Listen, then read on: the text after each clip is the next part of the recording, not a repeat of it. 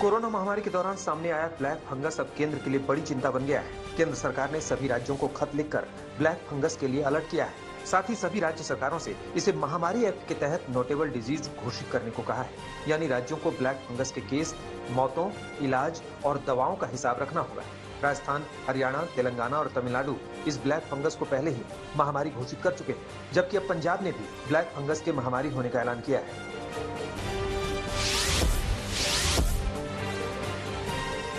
Corona संकट के बीच दिल्ली में ब्लैक फंगस के केस लगातार बढ़ रहे हैं। इस बीच दिल्ली के सीएम अरविंद केजरीवाल ने कहा है कि अगर जरूरत पड़ी तो ब्लैक फंगस को महामारी घोषित करेंगे। इसके साथ ही केजरीवाल ने डॉक्टर्स और अस्पतालों से स्टेरॉयड का कम से कम इस्तेमाल करने की अपील की। ये बात सामने आई है कि ज्यादा स्टेरॉयड के इस्तेमाल से ब्लैक फंगस की समस्या बढ़ रही है। केजरीवाल के मुताबिक ब्लैक फंगस को लेकर बनाई गई टीम के पास अभी 84 एप्लीकेशन आई है, लेकिन ऐसा पता चल रहा है कि दिल्ली में ब्लैक फंगस के केस 200 से ज्यादा हैं।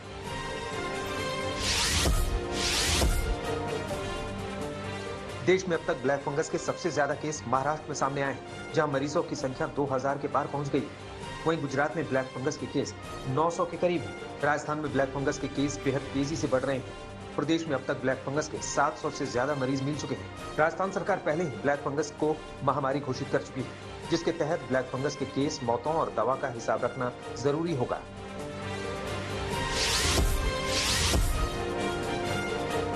असम में ब्लैक फंगस में पहली मौत के बाद राज्य सरकार अलर्ट पर है। ब्लैक फंगस की चपेट में आने से 27 साल के युवक की मौत हो गई थी। मृतक युवक डायबिटीज से पीड़ित था और 6 मई को कोरोना पॉजिटिव पाए जाने के बाद उसे नौगांव के अस्पताल में भर्ती करवाया गया था। 12 मई को रैपिड टेस्ट में उनकी कोरोना रिपोर्ट नेगेटिव आई थी, जिसके बाद उसे डिस्चार्ज कर दिया गया था। 15 मई को आंखों में समस्या होने के बाद उसे दोबारा अस्पताल में भर्ती कराया गया था।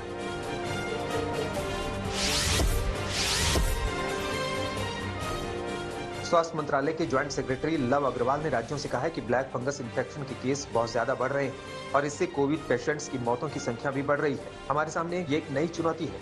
कई राज्यों के कोरोना मरीजों में म्यूकरमाइकोसिस नाम का फंगल इन्फेक्शन सामने आया है। ये खास तौर पर उन मरीजों में दिखाई दे रहा है जिन्हें स्टेरॉयड थेरेपी दी गई है और जिनका शुगर लेवल अनियंत्रित है।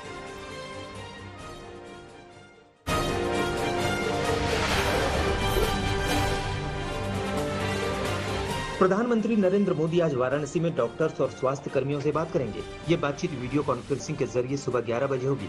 वहीं बीजेपी अध्यक्ष जेपी नड्डा पार्टी के सेवा ही संगठन अभियान के तहत देश के 824 सामुदायिक केंद्रों पर हेल्प डेस्क का उद्घाटन करेंगे। इसके तहत देश के हर जिले के एक सामुदायिक स्वास्थ्य केंद्र पर कोविड-19 हेल्प डेस्क लगाकर जरूरतमंद लोगों की सेवा और जागरूकता फैलाने का काम करेंगे।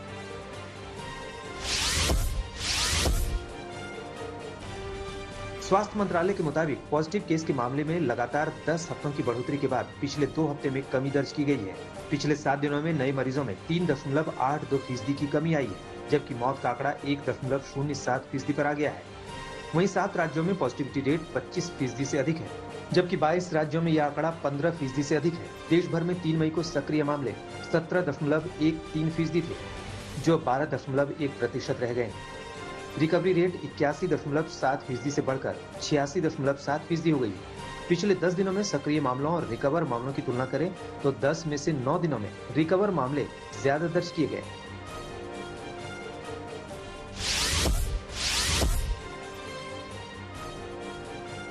पिछले 3 हफ्ते में 6 राज्यों महाराष्ट्र, राजस्थान, उत्तर प्रदेश, हरियाणा, गुजरात और छत्तीसगढ़ में मरीजों की संख्या कम हुई है। वहीं पिछले 3 हफ्तों में 7 राज्यों तमिलनाडु, मेघालय, त्रिपुरा, मणिपुर, नागालैंड, सिक्किम और मिजोरम में पॉजिटिव केस बढ़े हैं। देश में कोरोना के 77% मामले 10 राज्यों से हैं। वहीं कुल सक्रिय मामलों का 69% सिर्फ 8 राज्यों में है। 21 राज्य ऐसे हैं जहां कोरोना रिकवर मामलों की संख्या नए मामलों से ज्यादा है।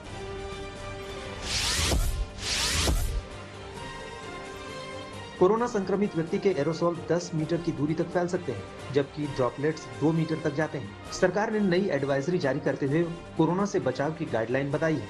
प्रमुख वैज्ञानिक सलाहकार विजय राघवन के ऑफिस से जारी गाइडलाइन में कहा गया है कि जिन लोगों में कोरोना के लक्षण नजर नहीं आते, वो भी संक्रमण फैला सकते हैं। इसलिए लोग कोरोना प्रोटोकॉल का सख्ती से पालन करें। सरकार की तरफ से stop the transmission, crush the pandemic नाम से जारी किए गए डॉक्यूमेंट्स में खास तौर से वेंटिलेशन की अहमियत पर जोर दिया गया है।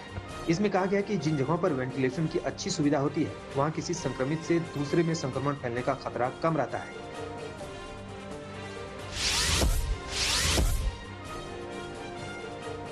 दिल्ली में कोरोना संक्रमितों की संख्या लगातार कम हो रही है। पिछले 24 घंटे में दिल्ली में 3,231 नए केस सामने आए हैं। वहीं 1 अप्रैल के बाद से एक दिन में सबसे कम केस है। 1 अप्रैल को 2,790 मामलों की पुष्टि हुई थी। संक्रमण दर अब दिल्ली में घटकर 5.5% हो गई है।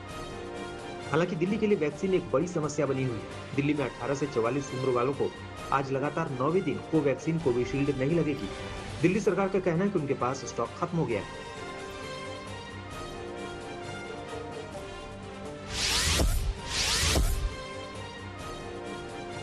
पटना के पारस हॉस्पिटल को बंद करने की मांग सोशल मीडिया पर ट्रेंड कर रहा है। पिछले दिनों कोरोना पीड़ित महिला से छेड़खानी का आरोप हॉस्पिटल पर लगा था। उस महिला की मौत के बाद लोगों का गुस्सा हॉस्पिटल पर है।